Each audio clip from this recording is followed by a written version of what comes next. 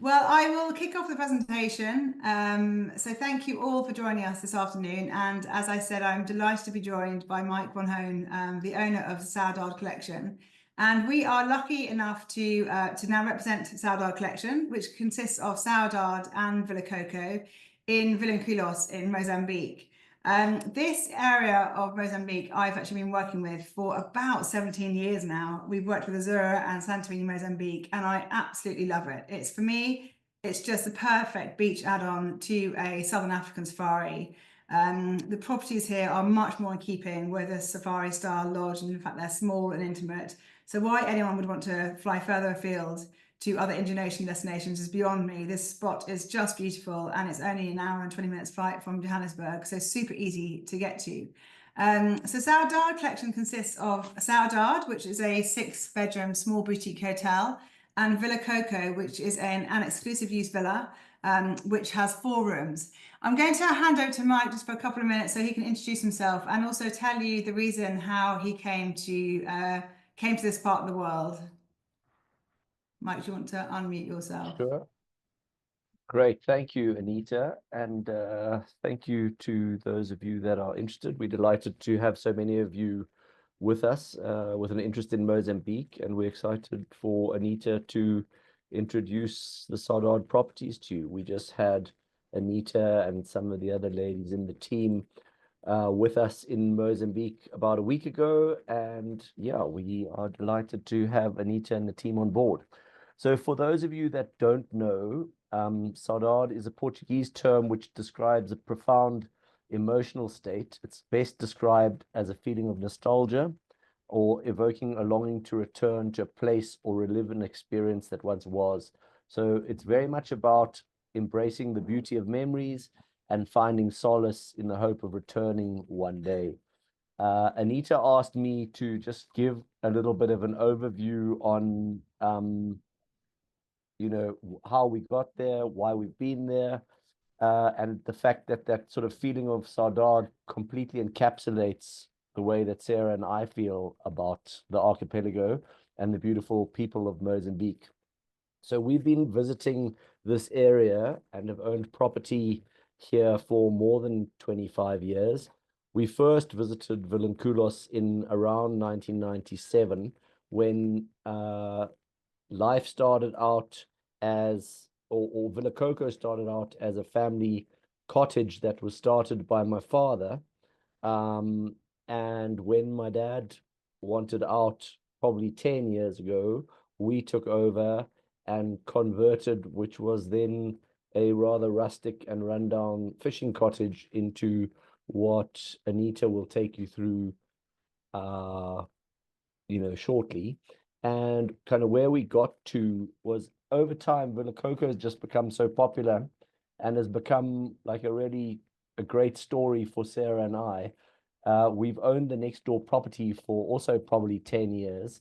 And as a result from encouragement from guests and friends, we took the plunge about 18 months ago and started building Saudade, which is, as Anita said, very much a purpose-built, exclusive boutique style property.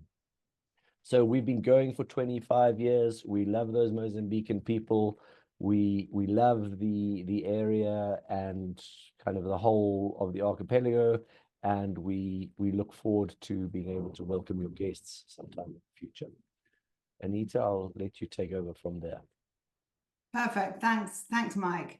And what Mike didn't say, because he's probably far too modest, is that he and Sarah have created something very, very beautiful. Sarah has done all the interior design. She's got an incredible design eye.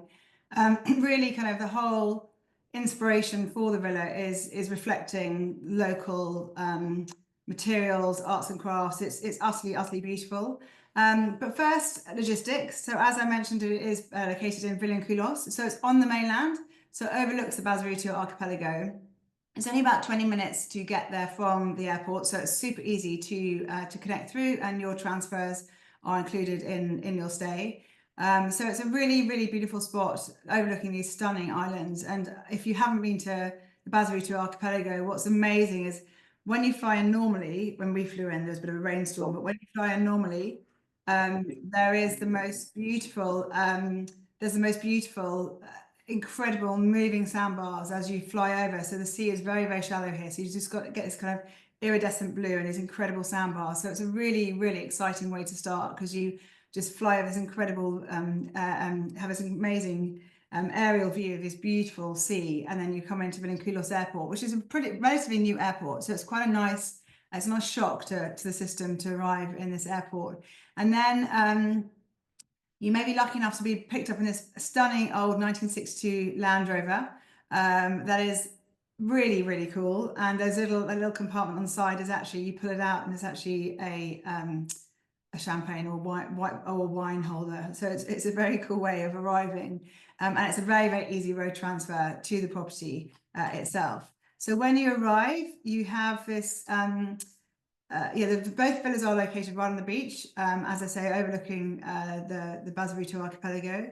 So I'll start with Saudade first, and then I'll talk to you about Villa Coco afterwards. So Saudade, as I said, is a 6-bedroom boutique hotel. So you can see here that these are 2 of the rooms below, having access right onto the garden. And it's this really beautiful, big open plan area upstairs, which, I mean, we were there last weekend, which was slightly windy and obviously not the best time of year to go, but you still got that feeling and that sense of just how stunning it is in terms of sitting there, that elevated viewpoint.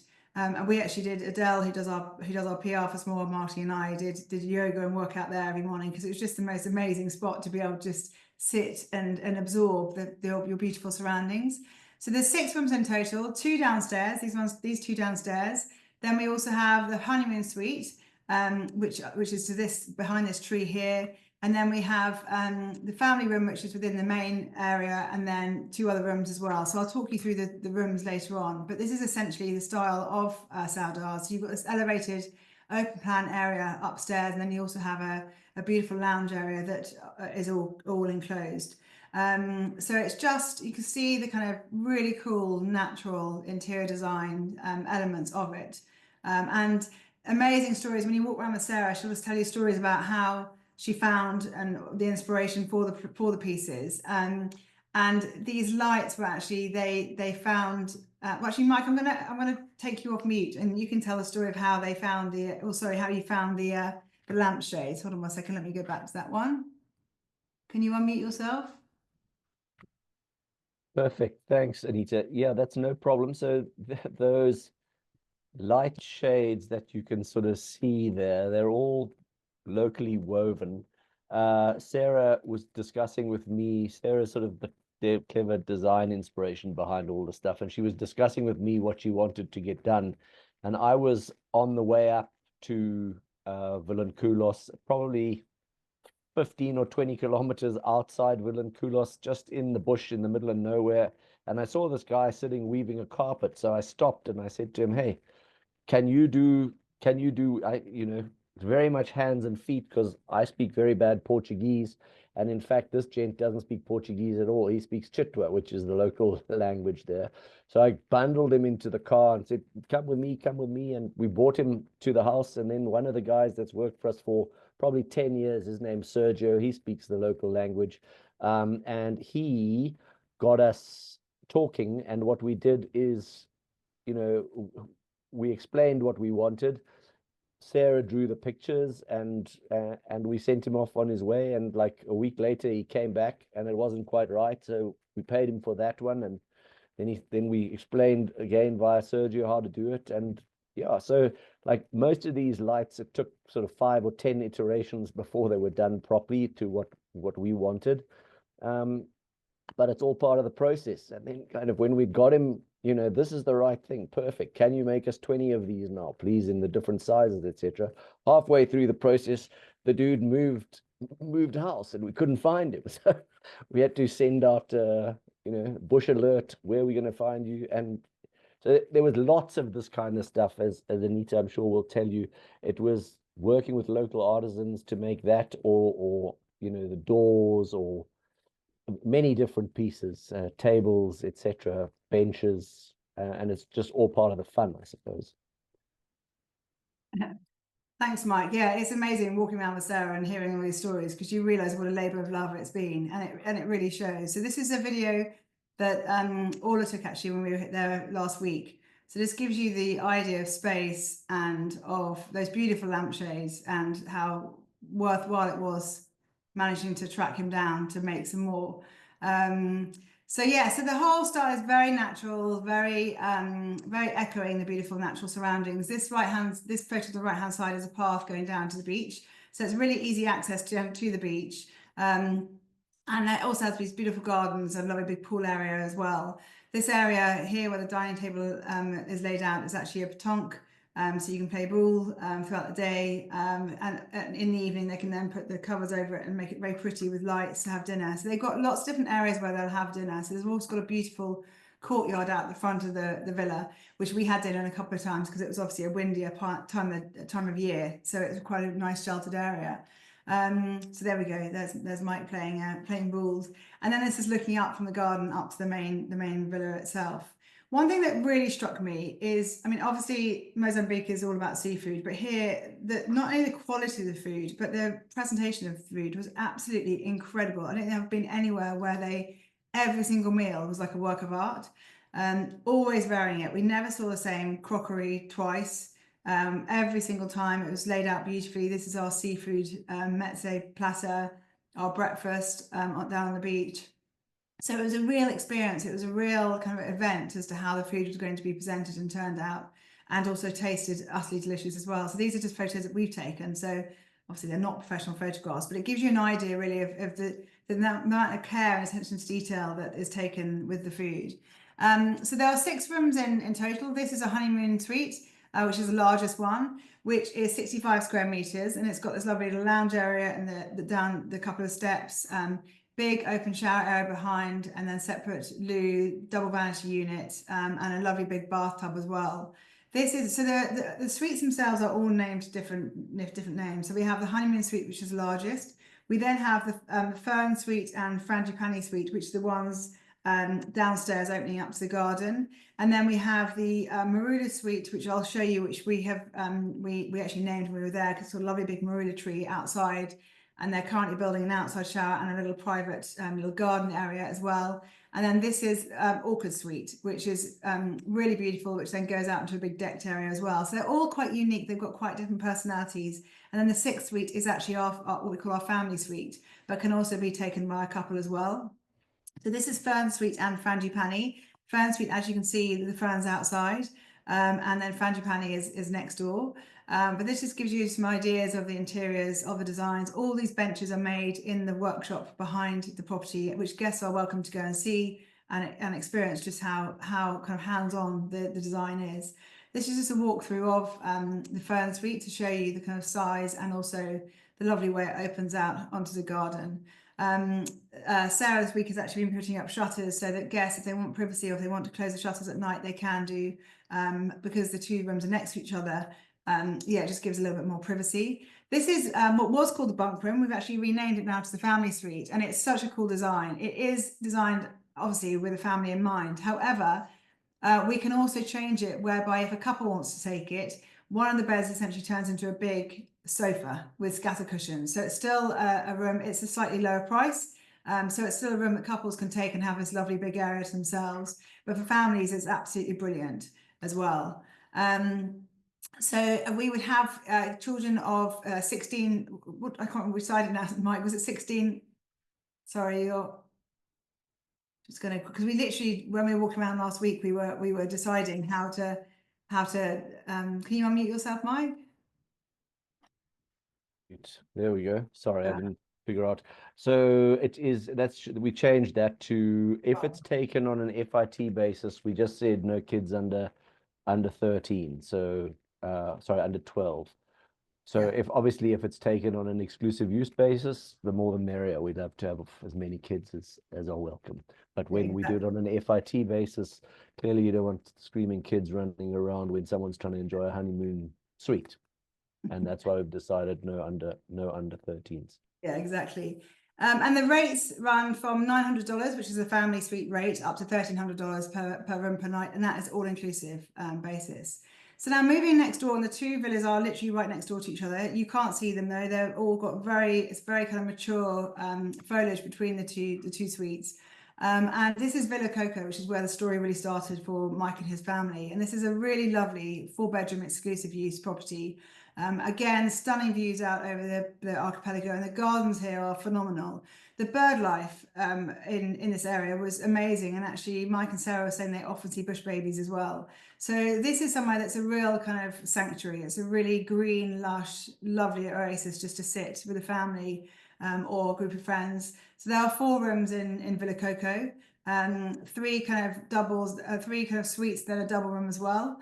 Lovely big area outside for outside eating or just lounging, and then beautiful areas inside as well. And again, the same quality food. You have your own chef, your own staff looking after you at Villa Coco, and it just has a very, very chilled, relaxed vibe that, you know, as soon as you walk in that door and you have that beautiful view of the garden and then the ocean behind it, just you immediately feel you just take a big deep breath and you feel lovely and relaxed. So these are the rooms, which are again echoing the style of Saudade, very green and lush, and lots of orchids around the place, which is stunning as well. Really beautiful colours, all individually designed, and just lovely big shower areas, bath areas, and just a really stunning place just to relax as a group, as an exclusive use villa. So it's the four suites in a double bedroom, so accommodates up to 8 adults or 6 adults and 4 children. And you could obviously take the 2 of them because they are right next door to each other for exclusive use. And so this is the price for the entire villa is 2,580 per night. So it's a really affordable option as well. And then in terms of activities, obviously this applies for both properties.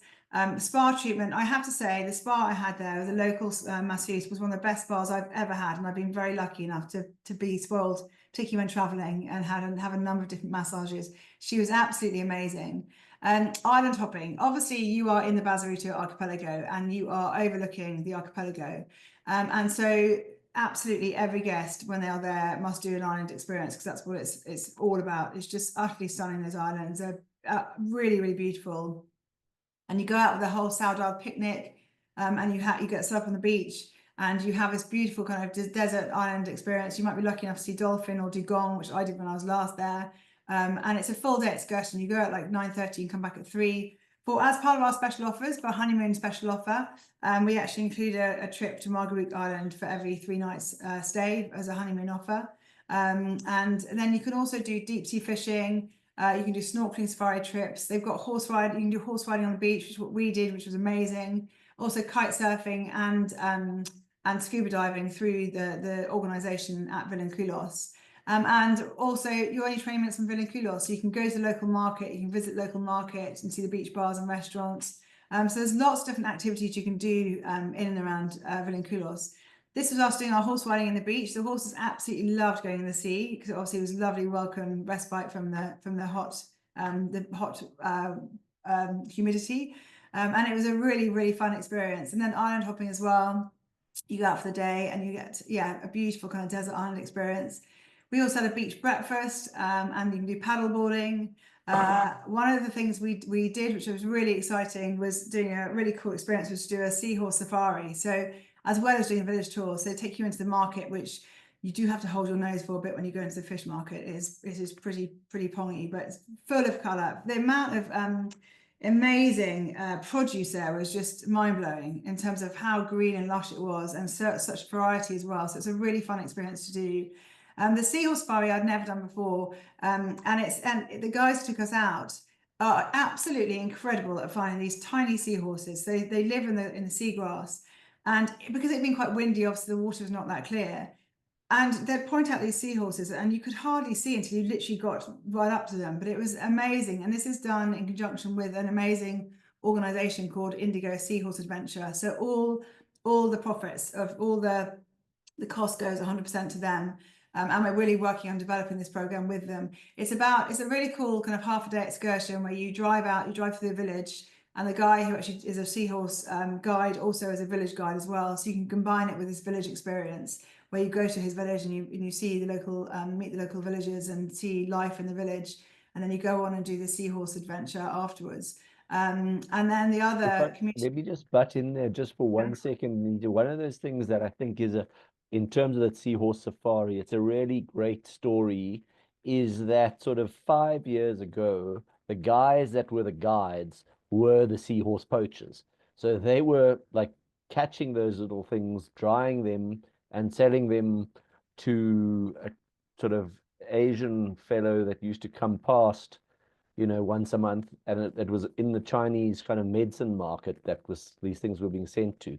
So the fact that these Indigo Seahorse Safari adventure exists is a kind of testament to what this one lady is trying to do, and we're very keen to help support and grow this thing, because there are, everything that we can do. The fact that all the money goes back into the community is just fantastic. So apart from the seahorses, these people are all just local subsistence fishermen. So the fact that they've now got another kind of string to their bow in terms of being able to earn an income that is conservation related but not subsistence fishing is just fantastic. And where we'd like to see this thing going is there's still very little known about these seahorses in the bay or the archipelago. Where we'd like to get to is being able to help and support, perhaps even getting our own researcher that we could sponsor to come and live within the community and help the process of, finding out more information and how many there are and doing census counts. And this is a really, really fabulous story and a fabulous opportunity for us to be involved in, and we're delighted to be part of it. Thanks, Anita. Mike, do you want to talk about the Wonder Bag as well? Sure. The Wonder Bag is again a partnership that we've undergone, or that we're doing with the local community. If you imagine Wonder Bag as kind of starting your cooking, putting your pot on the stove, getting it going, getting it boiling, and then you kind of wrap it in a duvet and put it to the side to rest. That's essentially what a Wonder Bag is. It's a like a duvet for your pot. We've partnered with this initiative. Again, it's on many different fronts. Firstly, it obviously helps to reduce the emissions and the need for the firewood in local communities, which means that the women are kind of not having to trek, this year 500 meters, next year a kilometer, the year after that kind of 1.5 kilometers to fetch their wood. But also, it enables them to have more time to do appropriate things that they can do. And then there's all the firewood things. What we've done is, apart from that part of it, we've actually organized 3 sewing machines, and we have got permission from Wonder Bag to get their pattern. And so we are busy in the selection process at the moment of setting up some ladies in the community with this pattern that they will be able to sew these things, and hopefully our guests will buy 1 or 2, and then we will pay the ladies for them, and then distribute them into the community.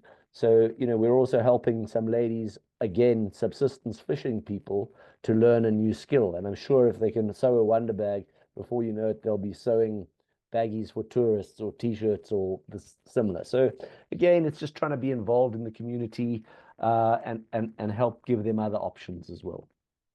Thanks, Mike. Yeah, they're amazing. These I will include it as part of our follow-up. These Wonder Bags, if you haven't seen them, they are incredible. Mike, we have a question from Nessa. The island hopping, is it on your own boat or is it outsourced?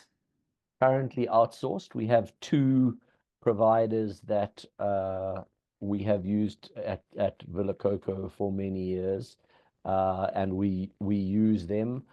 The idea is to get our own boat, but we're just not there yet. To give you kind of peace of mind, both of the operators that we use are kind of fully licensed, and they have the relevant permissions from the maritime, and they do everything properly, and they've got, their boats are well looked after. They've got the right safety equipment. They've got the right indemnity insurance, yada yada. No, they're lovely boats. We went out on one of them, and it was quite windy, and we felt very safe. They're really, really good boats.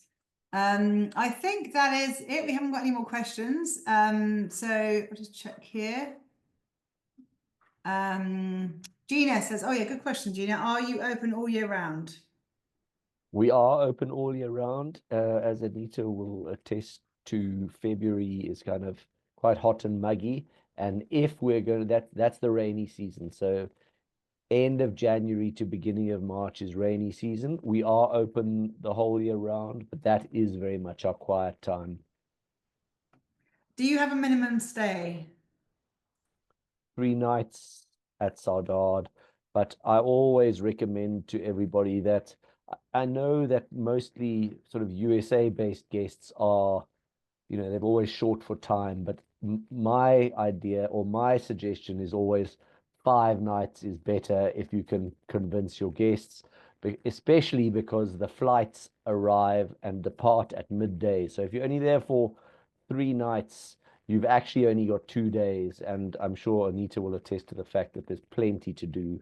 And again, being a coastal destination, if the wind's up today and today's your only day to go on the boat, not ideal. You'd rather, give yourself a bit of leeway if you can possibly do so. So 4 to 5 nights, ideal.